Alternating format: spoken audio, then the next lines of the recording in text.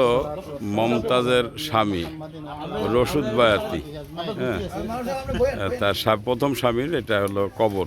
এই কবরে এখানে কবর কেন্দ্রিক এখানে মানুষ করে এসে প্রকাশ্য শিরক করে। আলেমুলামাদেরকে বলা উচিত যে এই প্রকাশ্য শিরক থেকে বাঁচার আল্লাহ তৌফিক দান করে। উত্তম মানুষ সেই ছিলেন আবু বকর সিদ্দিক রাদিয়াল্লাহু আনহু। তার এই হায়াতে জিন্দেগি, দুনিয়ার জিন্দেগি ছিল কত বছর জানেন? 63 বছর। মাত্র 63 বছর। তার সাথে যিনি আরেকজন আছেন ওমর বিন খাত্তাব রাদিয়াল্লাহু আনহু। এটা হলো কবর আর এটা হলো মসজিদ। আর প্রথম যে ছবিটা দেখালাম সেটা হলো মাজার। আল্লাহ মাফ করুক, আল্লাহ হেদায়েত দান করুক সবাইকে।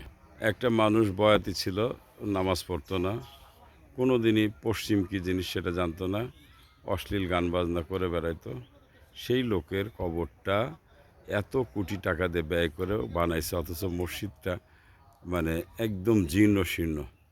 এখানে প্রকাশ্যে শিরক হয় এবং এই শিরকগুলো আমি বাংলাদেশের সকল ঘরানার আলেমদেরকে অনুরোধ করব যে আপনারা আল্লাহর হস্তে এই সকল এই যে ডাইরেক্ট যে শিরকগুলো এটা বন্ধ করেন বাংলাদেশে, এবং এটাকে মাজার কেন্দ্রিক যত শিরক আছে এগুলিকে আপনারা দয়া করে আল্লাহর হস্তে। এই মমতাজের স্বামী এটা হচ্ছে রশিদ সরকার, হ্যাঁ, কিন্তু এই ভদ্রলোকের নাম রশিদ সরকার হওয়ার আব্দুর রশিদ সরকার হইতে পারতো, আব্দুর রশিদ হইতে পারতো, কিন্তু সে এত কোটি টাকা ব্যয় করে সে বাজারটা করছে। তো এই যে টাকাগুলো অপচয় এবং এই যে টাকাগুলো যে শিরকের কাজে ব্যবহার হইতে হচ্ছে, এর জন্য আমাদের দেশের সরকার প্রধান সহ যারা সরকারের উচ্চ পদস্থ আছে, কর্মকর্তারা আছে, তারাও দায়ী। আর বিশেষ করে এটার জন্য অধিকাংশ আলেমরা দায়ী হবে, সব ঘটনারই। কারণ ওনাদের কাছে এলেমটা আছে, এই এলেমটা তাদের কাছে থাকার কারণে ওনারা এলেমটা মানুষের কাছে এসে যদি একটু পৌঁছায় বলতো, এখানে সরকারের কাছে আবেদন করতো, তাহলে এই শিরিকগুলো বন্ধ হয়ে যেত। আল্লাহ আমাদেরকে হেফাজত করুক, আল্লাহ শিরিক থেকে বাঁচাক।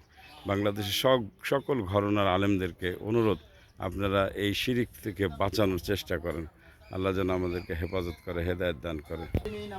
এই জালেমের জন্য কোনো সাহায্যকারী থাকবেন।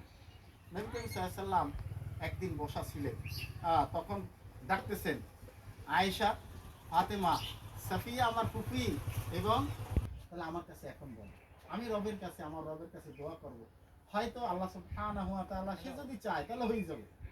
কিন্তু আমার মৃত্যুর পরে আমার নাম দিয়ে, আমার ওসিলা করে, আমার দোহাই দিয়ে লা আগনি আনকি শাইয়া, আমার দোহাই দিয়ে কোনো কিছু চাইতে পারবো না। আমরা কত আমল করি, আল্লাহ শিরিক মুক্ত করেন সবাইকে। আল্লাহ প্রিয় আমল আল্লাহর কাছে কি? আল্লাহ এই মাজার টাজার এই শয়তানি কাজ থেকে আমাদেরকে বাঁচান। নামাজে রক্ত হওয়ার সাথে সাথেই